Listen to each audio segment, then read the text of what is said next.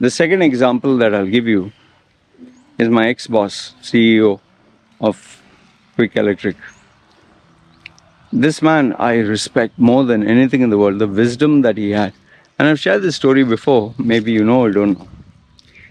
So we are talking of the 70s, okay, so late 70s, 80s, early 80s.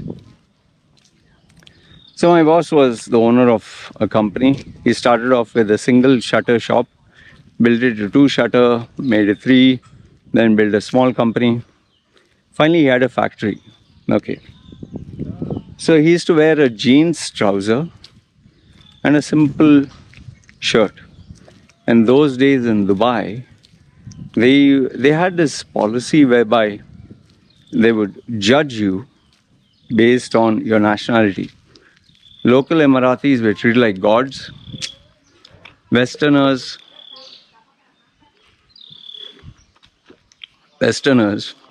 were treated like what do you call that? Like as if they were King Prince Charles. And then anyone not of these two nationalities, Indians or anything else, they would be treated like shit. So my owner, he went to a Range Rover showroom.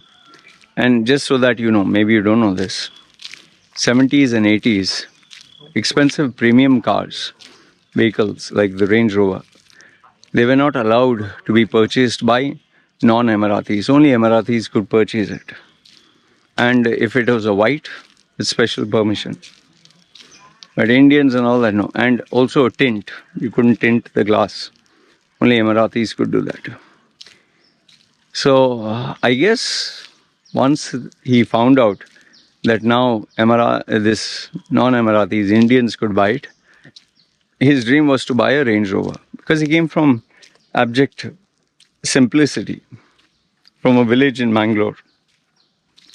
So he walked into the showroom. And when he walked, there was this, I don't know, Arab guy, I don't know whether Lebanese or Egyptian or whatever. He looked at him and like, the look he gave him was, "Excuse me, are you in the wrong place?" So he looked at him and kept quiet. Confused, why is this guy entering here? Like apartheid, those days, only whites allowed. If a black guy comes, sorry. Yeah, no niggers allowed. They would say that, no Negroes allowed. So in the same way, when he looked at my boss, my owner that time, I was not working with him, by the way. So he like gave him the look like, what the fuck are you doing here? Like, who the fuck is this? So he didn't pay any attention to him. Remember, when you go to a expensive showroom, the salesman is supposed to greet you, talk to you, welcome you, show you the cars, vehicles. So then what happened was he walked in. After some time, an Emirati local guy walked in. He totally ignored him. But he went to the Emirati, Faddal Sheikh, Faddal. Then, all this Muslim greeting, Allah Khali, and they hugged and nose kiss, and then he welcomed him. He called, "Hey, Rafiq, chai." They bought that Arabic tea for him with some biscuits, and he showed him the cars. So my boss was standing there, bearded guy, simple Indian in his late 30s, with jeans, and he had sandals. Just looking, he kept quiet. He knew all this existed. Kept quiet. So he showed him all the models, and as he was looking, so finally, since nobody was coming, he went to the guy when he was delivery. "Excuse me." So he said, "Can you show me your car?" "Yeah, you check there. Go." He showed him the cheapest models where they were at the back. So he said, "Okay." He went there, checked those models. Then he came back to him. He was still interacting with the Emirati. He waited and then said, "Excuse me again." The salesman, like, kind of fed up, like, acting like, he said, "Yes." He said, there was, the most expensive car is shown near the window. He said, "Can you show me this car?" So look, "You want this car?" So, I'm just enacting. So he said, you want this car? So he said, yes, can I see? Yeah, Habibi, you know how much this car? So he said, no, I don't know how much. This car, yeah, something he said, 300,000 or something, 200. I forgive me, but I don't know the exact amount. So he said 300,000 or 200,000 or something. Those days, very expensive. And he said, yeah, show me. You will buy? I said, yeah, but show me car first, no? Yeah, Habibi, this not for you. Okay, that for you, like the cheapest one. This even change, oil change. Abba, you will be, finish. Says, please, just show me. He was very humble. You go see, you go see. He told him. He didn't come with him. So he said, okay. He went there, opened, checked everything, sat in the car, checked everything, see how it felt. Then he, checked everywhere. Finally, he called the guy. And, the spec sheet was there. So he called the guy and said, okay, this car good. Okay, this car good. I know. Everyone know this car good. Finish? Okay, Habibi. I give you chai. Okay? I give you chai. I give you some nicest thing. You go home. Okay? He said, but how much it is? Ah. Then he said, okay. This car, he gave him the amount. You pay cash. So much. You pay full or this or that, he gave him. And if you get sorry. He told him if you get bank loan, which those days they wouldn't give. If you can get bank loan, you can get this. Okay? Finish? Yeah, okay. He kept quiet. And then he said, I will think about it.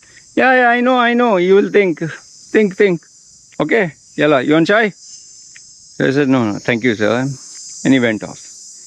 And when he went off, they all were laughing. Seriously, they were laughing, huddled together in the thing, Kharban and this and that. They were talking like that. Because they thought Indians are cheap and, okay, fine, whatever. He went. After a few days, I think he was thinking about it or whatever, came in the same showroom. And then this guy saw him again. Habibi. And he started laughing, and then he immediately looked at his friends. And then like he said, we're Indian, and they were all laughing. You finished thinking? Finish? So I said, Habibi, or you came for free chai. No problem. See how insulting her. Said, I think you came free chai. You like my chai? Say, yes, I like your chai very much. Like your chai, I like your biscuit very much. No problem, Yahi. And he was very playful. He told that guy, office boy, get tea and this thing. Okay, he told him go sit, but at a side place. Got him the tea and coffee. So he sat down there, munched on the biscuit, and so this guy kind of found it amusing that this guy came again. So he came and went to the chair and said like, so Habibi, tell me. Okay, you want one more chai, anything? So he said, okay, I would like to buy that car.